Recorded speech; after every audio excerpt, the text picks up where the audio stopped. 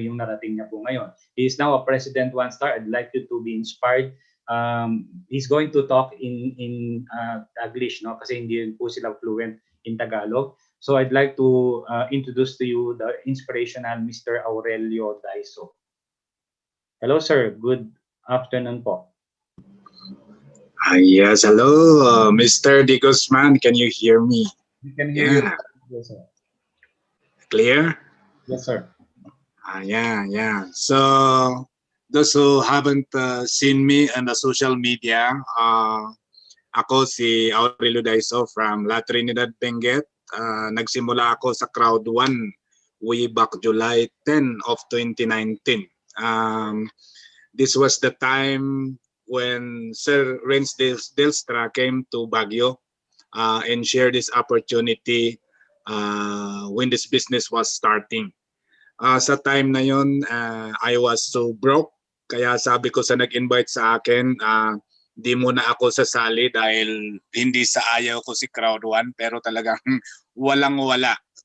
Sabi nga, oo, nag-serve ako ng teaching sa 16 years, pero dahil nga maaga yung aking pagretiro, sumubok ako sa iba't ibang negosyo. Kaya yun nga, ang to cut the story short is hindi ako nag-succeed.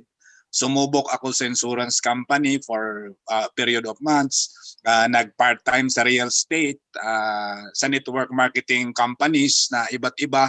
Marami akong natututunan, pero pagdating sa ini-expect ko na mababago ang buhay ko, lalong lumubog ang aking pinansyal. Kaya sa time na yon, I was too broke. Tinanong ko doon sa taong nag-invite sa akin sa amin, kay Ma'am Nora, sabi niya, okay lang, pahiraman kita ng 6,000, yung 99 euro, para makapag-umpisa ka. So I started with that in the following week, tsaka ko na lang siya binayaran. Sa time na yon, parang yung nangyari sa akin ngayon is beyond my expectation, kasi noon hindi namin pinapansin yung level sa network. Ibig sabihin yung focus namin is kumita lang ng kahit magkano. Dahil sa time na yon, I was indebted with 2 million pesos, na more than 2 million yung utang ko noon. Kaya gustong-gusto ko makabayad ng utang. Pero hindi ko na pinapansin yung mayroon bang team leader dyan, or kahit wala kang label, parang sa tingin ko noon, recognition lang yon. Nagkataon na tuloy-tuloy yung negosyo, kumikita kami sa between manager 2-star to 3-star. Nagtaka ako dahil nabayaran ko na pala yung more than 2 million na credits ko. Kaya sabi ko, kakaibang company ito.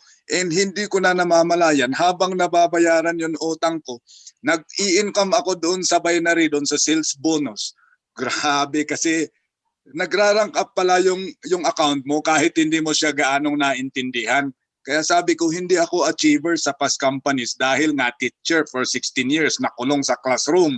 Pero nakita ko yung kagandahan dahil ang mangyayari pala, habang kumikita tayo everyday, tumataas din yung network level, na kung saan yun yung basihan ng residual income. Habang lumalaki yung residual income, lumalaki din yung Crowd 1 rewards dahil sa 30% na auto buy sa Crowd 1 rewards, na kung saan yun naman yung basihan ng ating quarterly dividends. Kaya last month, at least nagtaka ako, wow, more than 300,000 a month. Kahit tumigil ka sa ibang network na nasubukan ko, kung titigil ako at wala akong sales, wala yung income ko sa time na yun. Sa Crowd 1, kahit titigil ka, yung 300,000 plus mo, hindi yan titigil, tataas pa. Dahil habang dumadami yung consumers natin, yung customers natin sa produkto, dumadami yung partners natin sa communications industry, sa entertainment industry, meron pang pasabog ang company, may product na ilulunsad, ilalabas na hindi natin alam. Wow! Ang daming mangyayari sa negosyong ito na hindi ko na-expect. Kaya noong narating ko yung Director 3-star, that was way back April 11 of 2020, sabi ko, tama na to. 160,000 in Philippines is okay. Kasi nasanay naman ako doon sa 20,000 a month bilang guro. So sabi ko, 160,000, wala kang ginagawa, okay na to. Pero yun napansin ko, pag na-reach mo yung director, tapos yung dalawang team mo may pangarap, hindi rin sila titigil. Kahit patigilin mo sila, aawayin ka, sasabihin sa'yo, meron din kaming pangarap. Kung titigil ka, ikaw lang. Ibig sabihin, yung dalawang team mo, may pangarap yan, natural. Umaangat sila, umaangat ka rin. So the more you help your team to grow in their levels, the more na umaangat ka din sa levels mo. Wala kang ibang pupuntahan. Kaya nakita ko sa Crowd 1, lahat ng mga team ko na pumapasok doon sa 1% a day, 3% a day. Pag napagod na sila doon, bumabalik kay Crowd 1. Kasi ang kagandahan kay Crowd 1, nandun lang yung account mo. Hindi siya nawawala. So tuloy-tuloy. And I am grateful na nung tinanong ako ni Sir Paul Di Guzman dyan sa UK, alam ko ibang team kayo eh. Ibang team ko, ibang team nyo. Ibig sabihin, sa old school natin, ang tawag natin dyan cross lines. Pero sa Crowd 1, ang tawag natin sa bawat isa sa atin ngayon, we are streamlines.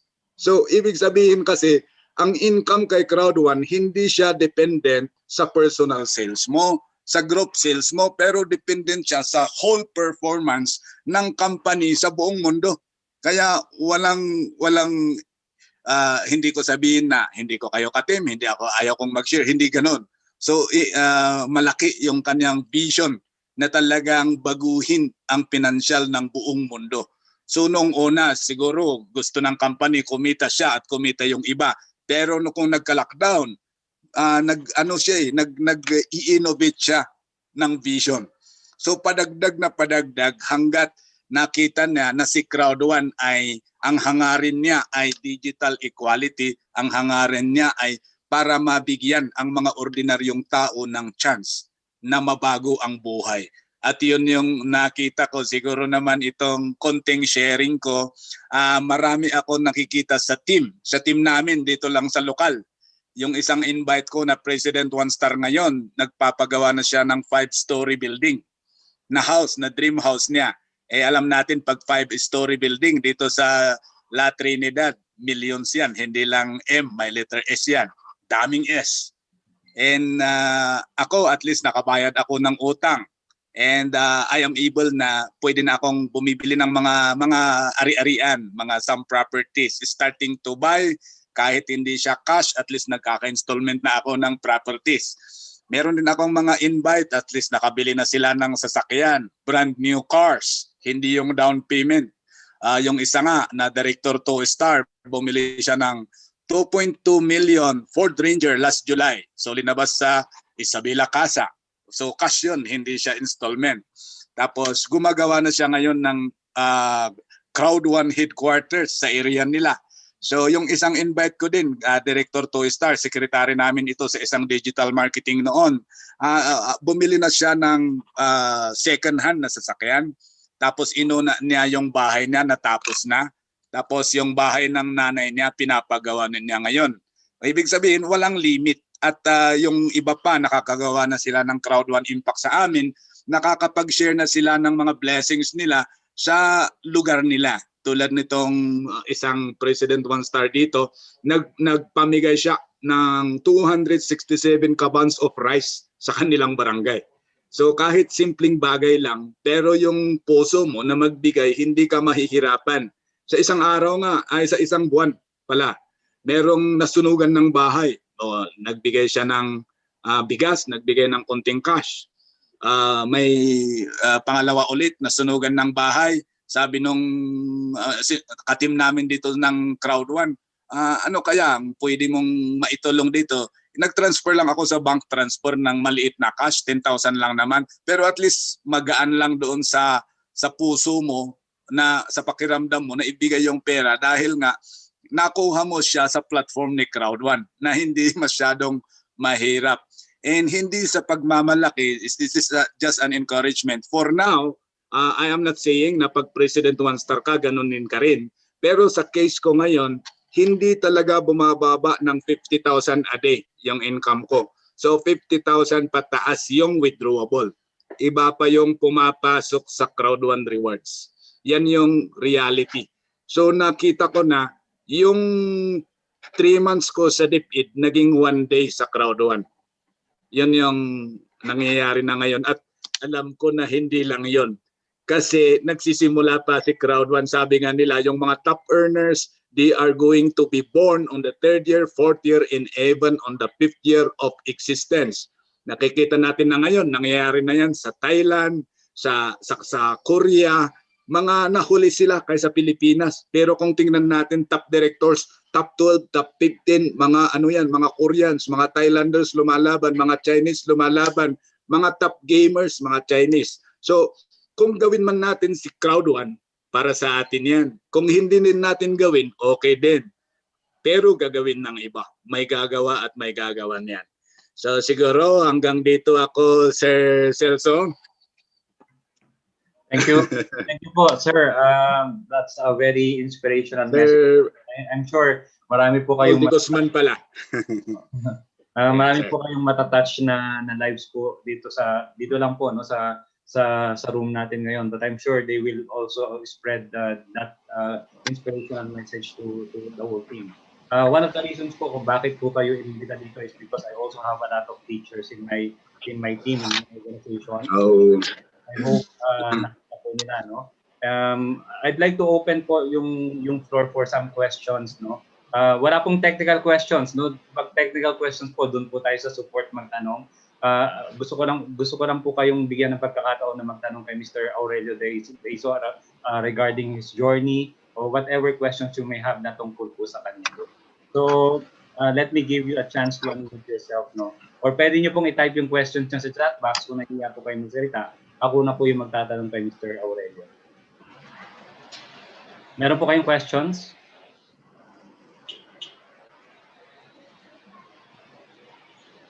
Wala? Nahihiya po yung magtanong?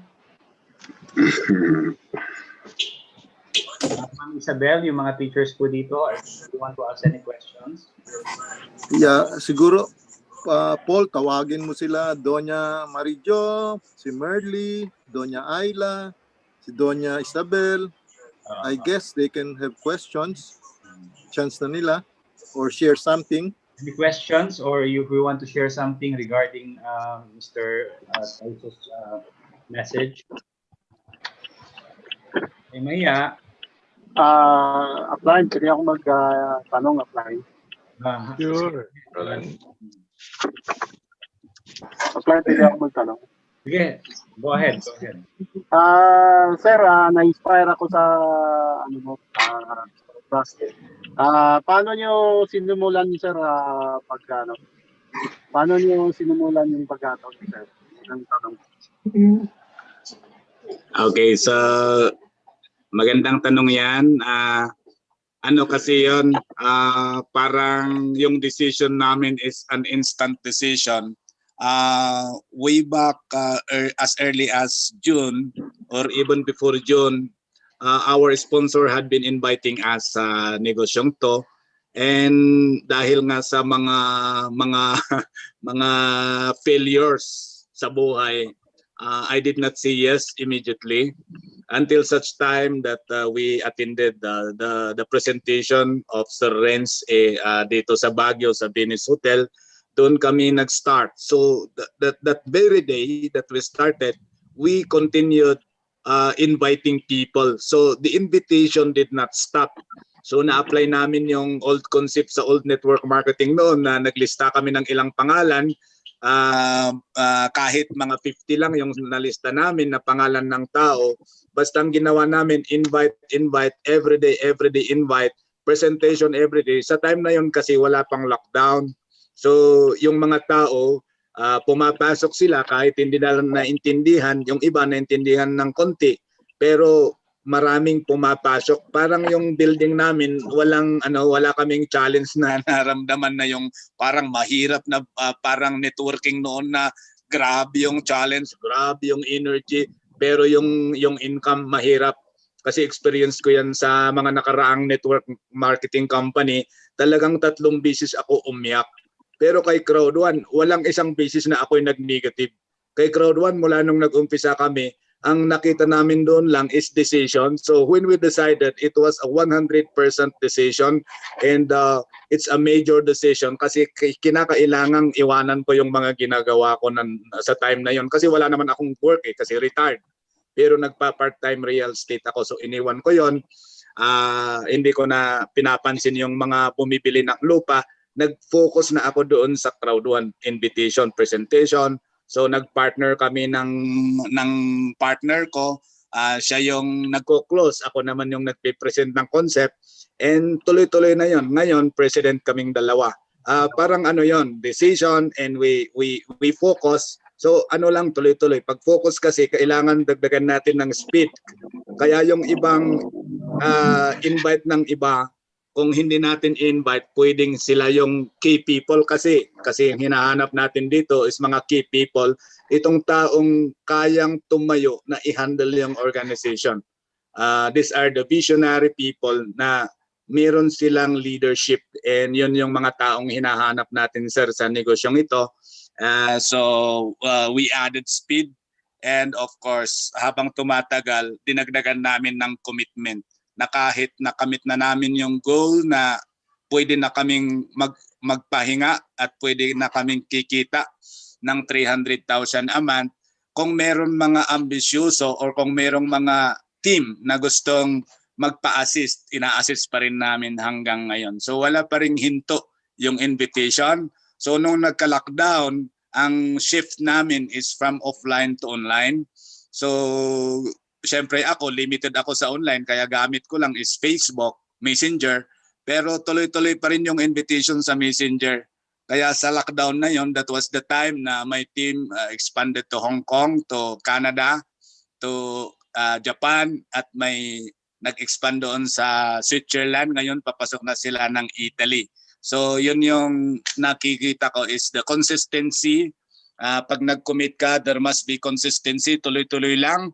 And then we attended daily webinar, yung ginawa namin doon sa mga tao, you attend the daily webinar. Kaya kahit taga-baryo sila, pumupunta sila doon sa Kaingin or sa may signal. Kasi ang hirap ng signal dito sa amin, ang layo ng signal.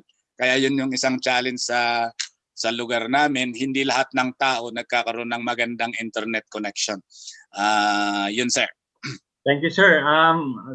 Yung last part po na narinig ko sa inyo, I was going to ask you, yung Wi-Fi problem, because that was one of the major challenges sa mga lugar na hindi po naaabot ng internet. And yung sinabi niyo po is very inspirational. That only proves na pagka gusto may paraan, pagka ayaw maraming dahilan, hindi po dapat makapigil yung internet connection just because para maging matagumpay ka. Kung internet connection mo lang ibabase yung success mo sa buhay mo, edi wala na, talo ka na. Kung talagang hindi ka inaabot ng... Meron pong paraan kung talagang desidido ka na gawin ng isang bagay. Sir, follow up ko lang po, may questions po dito sa chat box. Ano daw po yung nung nagsisimula po kayo and until now, ano po yung mga usual challenges po? And yung rejections po, how did you handle and manage the rejections? Yun kasi yung advantage siguro sa akin, kahit hindi ako nag-succeed sa past companies, tinuro naman sa atin doon sa basics ng network marketing na ang rejection is part of the journey. Ang kauna-unahang magre-reject sa'yo, yung mga close family mo. And nangyayari yan sa akin because before this business, I was so broke, I was so down. Kaya alam nila na ako yung guru, ako yung teacher na parang baliw na sa network marketing. Kaya actually, ang daming negatives. Pero tinuturo doon din sa turo natin sa system, sa company, or sa kay Peter Jacobson, tapos yung kay ibang leaders natin sa company, tinuturo nila yung key people. So ginagawa ko, pag ayaw ng tao, hindi ko siya pinipilit. Kasi sabi nga nila sa negosyo natin, we don't convince. Kasi pag tao hindi siya ready, kahit 3 araw mo siya i-convince, ayaw pa din. So ang ginagawa ko, pag no, next. Pag no, next. Next. Ngayon, yung no noong 2019, yung isang retired na administrator na ini-invite ko noon, ayaw. Kasi sabi niya, na down ka kasi noon kaya walang maniwala sa'yo. Ngayon, ibang nakapag-invite sa kanya, nag-join naman 2 days ago. So yung retired na administrator ng isang DepEd dito, tapos meron din akong downline na supervisor na Director 1 ngayon. Yung mga nagno-no in the past, nag-yes na ngayon. Yung magno-no this year, mag-yes next year. Kasi it is now becoming evident, padagdag ng padagdag ang produkto at yung kitaan, yung sa customer sales bonus, active user pool, ngayon lang yan mangyari sa March eh. So last year, walang mga ganyan na kitaan and the more na mayroon tayong streams of earnings, nakakain gani yun sa kanila. So yun yung mga ang expected kasi ang rejections, hindi yan mawawala. Yun yung mga challenges. Pangalawang challenge sa amin dito is yung disturbance ng media, disturbance ng mga vloggers, at disturbance ng mga tao na nanggagaling sa ibang company na merong konting jealousy kay Crowd1 dahil nga si Crowd1 kinukuha yung mga top earners ng iba't ibang company. Kaya pwedeng maaaring gawin ng iba is nakikipag-connive sila doon sa kakilala doon sa loob ng government entities tapos lalagyan nila ng istorya para masira ang ating business. Pero hindi kami nagpa-apekto doon. Tuloy-tuloy lang. So yun yung mga challenges. Okay. Thank you po. Na-answer na rin po yung susunod na question sa chat box, so hindi ko na po rin babasahin yun. Any other questions? I think si Ma'am Isabel nag-unmute kanina. Ma'am Isabel, do you want to ask any questions? I will just congratulate Sir Aurelio for that wonderful, very impressive testimony. Kasi nga, siyempre nasa academe din ako, kaya parang grabe yung pag-lift sa heart, sa desire ko. Kasi for the past 2 months, ang dami yung ginagawa ng mga teachers, pero Crowd is still in my heart. Tapos, itong recruit ko po na si Ma'am Clemen na dyan sa London, kami na lang nagpapalakasan, kami na Ma'am Ayla. And then I told them, parang kumbaga sa nagbebenta, andito tayo ngayon sa period na na medyo hindi mabili. Kasi we've been inviting, Sir Aurelio, po at grabe din po yung mga negatives na encounter namin, mga negatrons, pero I am telling you na ipupush po namin kasi kahit po yung aming mga downlines ay medyo nadadala na ng mga negative na sinasabi ng iba, especially yung mga members of their families, talaga pong hindi po kami magbabago sa Crowd1 kasi isa po kayo at saka yung mga iba pa po na aming narinig, nakita na nag-testimonials po ay talaga pong very impressive at pumapasok po sa kaibuturan ng aming puso. Kaya talaga pong itutuloy namin to. Thank you po at napakabuti po ninyo na nag-share po kayo ngayong oras na ito. Salamat po Sir Aurelio, salamat po Sir Paul and Sir Ed. Thank you po, Ma'am Ayla. Thank you po. Okay, thank you po. Apply na ko po. Hi Ayla, kumusta? Okay. Good afternoon po. Ako po si Ayla Orea, isa pong public school district supervisor dito sa DepEd Manila. Actually, Sir Aurelio, isa po kayo sa mga inspiration ko nung nakita ko yung life story niyo po. Di ba po kasi naging principal din po kayo ng isang school, di ba po? Yeah, school head pa. Hindi ko nakukuha yung position bago ako nag-retire. So, nag-head ako sa school ng 3 years. Ayun. So, meron din po marami din po, may mga principal din po ako na downline at karamihan po ay mga guro. Kasi alam niyo naman po sa pagiging guro ay marami pong mga minsan mag-open ako ng aking video. Ayan. Marami pong mga nagiging negative, 'di ba po, sa mga guro at usually yung mga guro, marami silang nababaon sa mga utang kasi nga hindi sapat yung kanilang yung sweldo, no. So, ang talagang dream ko is marami pong guro na makasama dito sa negosyong to kasi nga isa kayo sa mga nagpatibay sa amin, ako lalo na sa akin, sa amin kami ni Isabel, yung life story ninyo na nasa public school, alam ko nasa public school kayo, isa kayo sa inspiration namin eh. So, ano po ba yung pwede ninyong maibigay na payo sa amin para mas lalo kaming tumibay, mas lalo pong marami kaming mainggan yung pang mga guro at matulungan na guro na madagdagan naman yung income para hindi naman po laging nagrarally ang mga guro for higher sweldo at humihingi ng higher sweldo. Dahil nga ako ay naging school head ng more than 3 years, I understand na sa loob ng isang school, ang daming mga applicants na hindi naman sila na-hire. Ibig sabihin, tambak ang application Tama po. letters doon sa isang school. Ibig sabihin, mga teachers, pwede silang pasok ng maliit na package. Karamihan sa amin dito, mga teachers, 6,000. Yung mga negosyante, 150. So, pwede silang pasok ng Marami maliit din na po ba package. kayong downline na Oh. teacher? Yeah, hindi ako masyado, konti Yes. lang.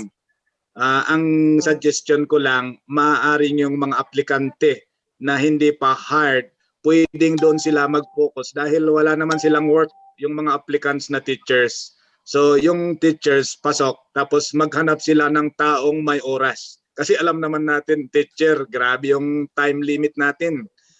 Siguro kaya lang natin ibigay sa business pag teacher is 1 oras. Pero maganda pa rin yun, kahit 30 minutes to 1 hour every day.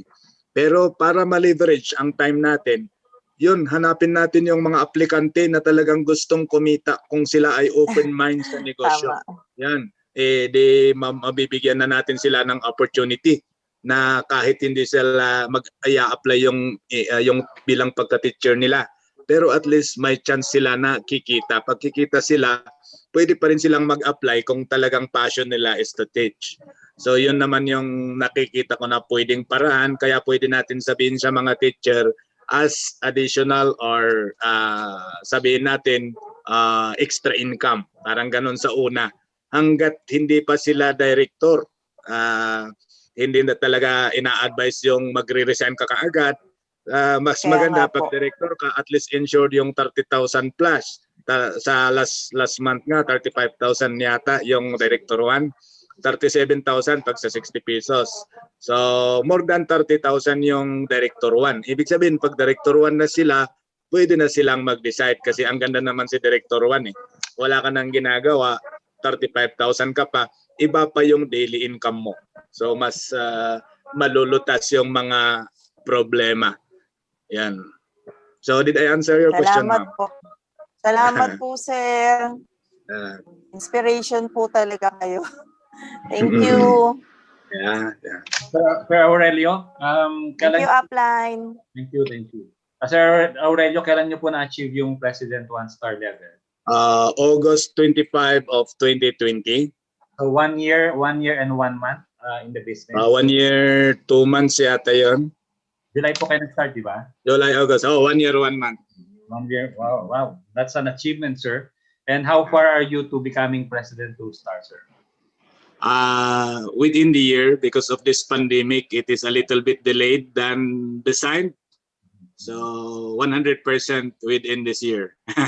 Sir, ano na po 2021. ginagawa niyo sa residual income niyo?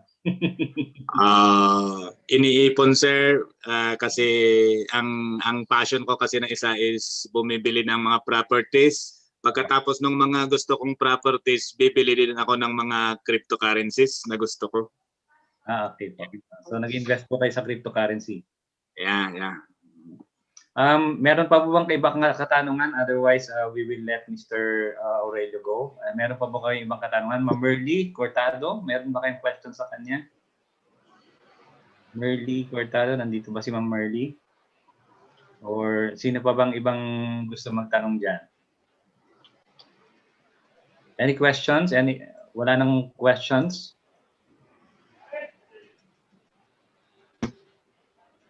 Sige po, Eduardo, meron kang question? Marami kasi yung imbitar kasi ako. Tawanan lang ako eh. Scam daw, scam. Kasi ano na kasi sila ng mga network, diba? Hindi sila hindi natupad yung ano nila. Sir Aurelio, how do you handle yung mga tao na may na-experience po ba yun? Pagdating sa crowd one, pag yung tao wala siyang belief, pwedeng sabihin scam. Pag hindi siya gumalaw, pwedeng sabihin scam kasi wala nang makuha. Pero si crowd one, pag tignan natin yung story, is designed for long term. Kung meron mang adjustment doon from the offline design to the online design, alam natin na tayo ay nakipag-umpisa kay crowd one as a pre-launch company. Hanggang ngayon is still on its pre-launch stage. Ibig sabihin, kung ano yung pagdadaanan ng company na challenges in terms of lockdown, tayo ay dadaan doon. Pero it does not mean that the company is not honest in doing its best or its part. Every time pag ikaw ay director pataas, you will be invited to be attending a weekly administrative meeting with the management. And you will be understanding, you will be explained kung ano yung nangyayari sa company. Kaya kami, wala kaming doubt na itong company is designed for long term. At ito ay talagang hangarin niya na ibigay sa mga ordinaryong tao na may pangarap ang pag-asa. So wala nang ibang company na mas legit pa kay Crowd One. Ako kasi since 2015 I had been trying yung mabilis na withdrawal kasi matagal din ako sa cryptocurrency. I had been into more than 20 cryptocurrency companies. Mabilis ang withdrawal pero yung iba ang bibilis nawawala. Kay Crowd One, sineset up niya yung withdrawal system na kung baga ikikater niya yung millions and millions of people who are involved in the business. So hindi niya basta isusugal yung mabilisang withdrawal or kung anong mang proseso na hindi pa siya handang buksan. And ito kasi is para sa taong naniniwala, para sa taong nakakaintindi ng long term, para sa akin bakit scam. Kung scam, yung emerge ng Australia na nasa stock exchange na for 4 years, bakit pa siya nakikipag-partner kay ICT? Ibig sabihin, meron silang nakita sa platform ng ICT, sa Crowd One affiliate market natin, na pwedeng makakapag-push ng bilisan ng kanilang negosyo. Si LifeTrends, since 2016 yan, billion-dollar company din na booking engine ng US.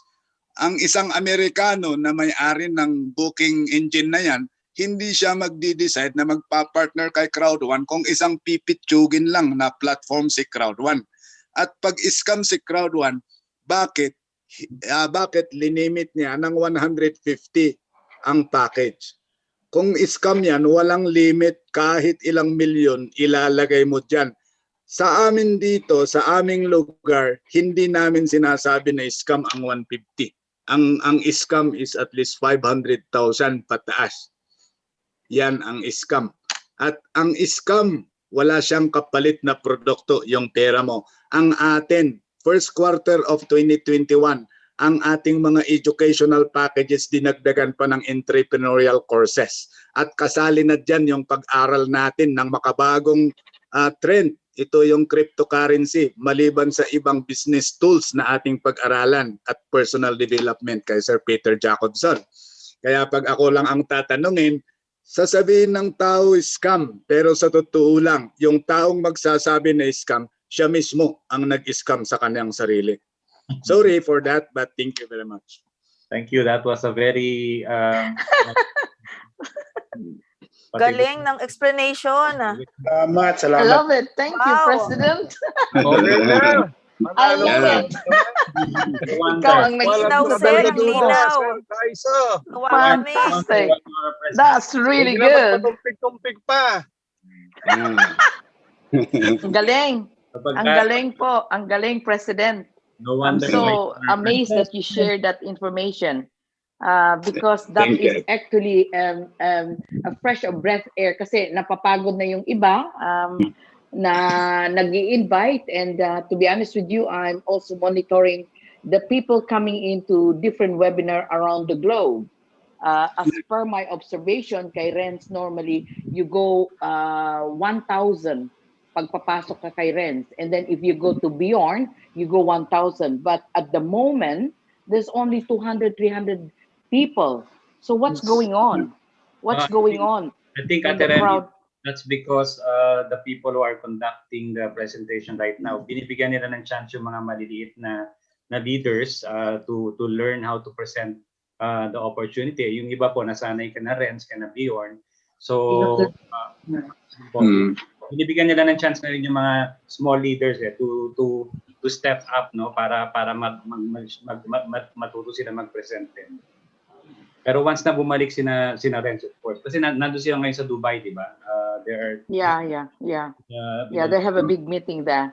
I think it's nice that the president is, I think that would be great that once a week we need an update what's happening, yung kagaya ng sinabi ni president ngayon na sinasabi, because I'm also researching kasi I heard a leader from a president from Nepal, because the crowd one technically is working into having a cryptocurrency platform. So it's on the way, but I don't know when it's gonna launch, but it's on the way. So there's a lot of things coming in. Kaya lang, it's silent before the storm come in. So a lot of people are also wondering, at kagaya yung sinasabi nila, nagne-negative, walang, there's no hype. To be honest with you, everybody behind the operation is working hard. And so talagang ano lang tayo, we have to strengthen our faith, because this is actually a long term. Yung sinabi nga kagaya ni Presidente, sa kanya is one year and a half. But for me, I'm giving myself 2 years because of the lockdown. At the same time, hindi ka talaga, kagaya kay Connie sa Pangasinan, totally different when you're conducting a business online. And the same with Paul, because all of us in England, we cannot go out. So people, if you can meet people, kagaya kay Ronnie, he can get 300 nakakainggit. You know, he's already a president too, and he can get 300 every day. That's very, very, very competitive for us. So wala tayo sa age. So for us guys, we need to really strengthen that. Eventually, as we said, the company will go for 30 years. But yun nga, wag kayong mag-resign muna, kasi even for to be honest with you, director is a very, very low income for a lot of people. Kung gusto mong, because I'm asking, I mean, I'm in England and kayo nasa Pilipinas. So yung lifestyle is different and the cost of living is different. So director for us is nothing, to be honest with you. Kailangan namin talaga, we have to go to the president role. Then we say that we hit the bank, you know. So sa lahat ng mga taga Pilipinas, wag po kayong mag-ano ng direkto lang. So that is only your first hike, but you have to aim for president. Lahat talaga tayo. May nagtatanong sa, Remy, paano kung lahat tayo presidente?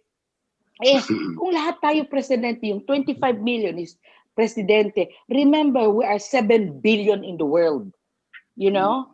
So, meron ka pa rin. You still be earning billions pagdating doon. You know? It's a long run. So, it's just like at the moment, sabi ni Presidente na, we are just actually in the, nag-aano pa tayo, gumagawa pa tayo ng daan. As Alan was saying, they have no products. I came in with a product after three days. So, we were lucky guys. For those who just came, please ride this platform. Believe you me, I believe on this one. I'm protecting the business, kaya wag kayong mag-share ng pitsugin. Wag kayong magpa sa mga nega. We are worth $1 billion business. So for that, thank you, Paul. Thank you, President. Thank you, guys. Join the business. Think about it, no? Sinasabi niyo maraming nega, but we reach 25 million people, no? We reach 25 million members. Imagine nyo kung walang nega, no? ilang million na kaya yung miyembro ng Crowd1 ngayon. Focus on the positive. Focus on the positive. And don't think on the negative. Again, yung thoughts nyo will control your feelings and your results. Any more questions? I think we're taking so much of the time of Mr. Aurelio. Last chance na po nyo na magtanong before I let Mr. Aurelio go. Any questions pa po?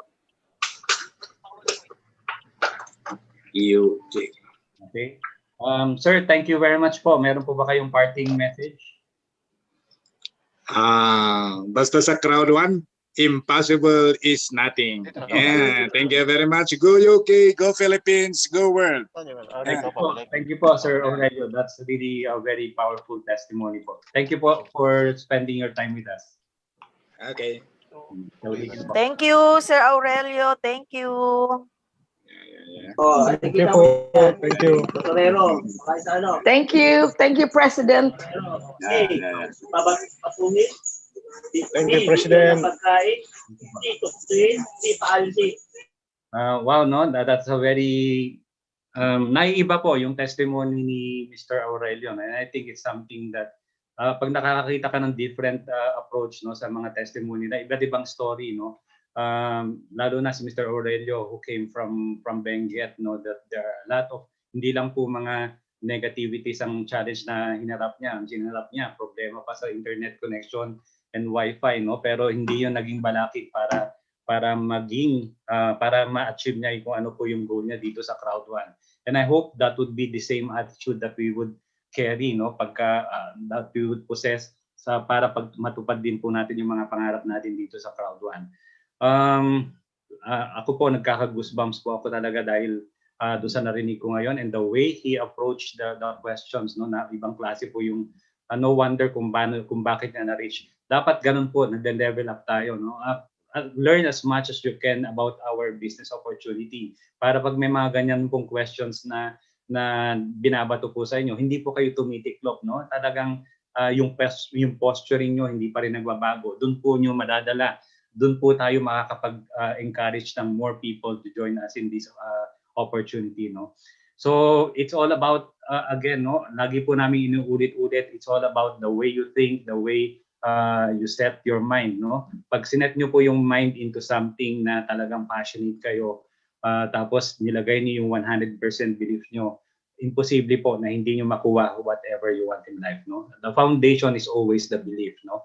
Marami pong gustong maging milyonaryo pero hindi po lahat magiging milyonaryo. Only those who will start taking actions, no. Those who will believe that they will become a millionaire, those who will decide that they will become a millionaire, those who will commit that they will become millionaire, and those who will plan to become a millionaire, and those who will take actions, no. Yung they will put actions into their plans. Yung mga nag-iisip lang po na gusto nilang maging milyonaryo pero wala silang gagawin, hindi sila magdedesisyon, uunahin po nila yung takot sa katawan nila at sa isipan nila, hindi po sila magiging milyonaryo. They will stay where they are. And they will be living a life of mediocrity, and baka nga mas mababa pa doon, no?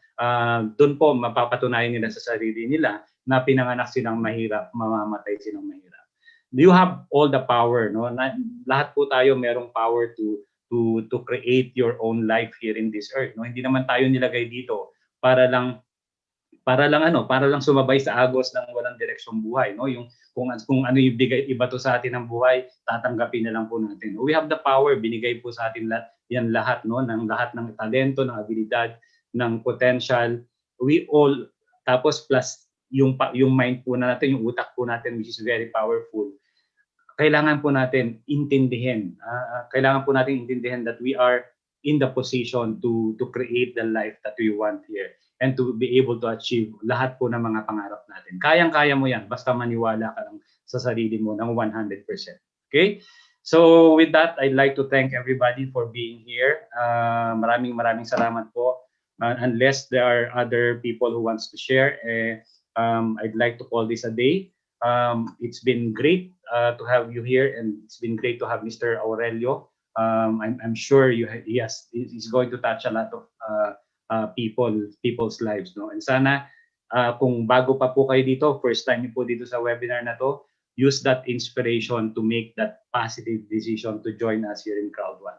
Maniwala na po kayo sa sarili nyo na kaya nyo pong tupadin yung inyong mga pangarap sa buhay. Nandito po kami para tulungan kayo and guide you every step of the way. Maraming salamat po, and again, Kung Hei Fat Choi, and please stay safe and God bless everyone. Thank you very much.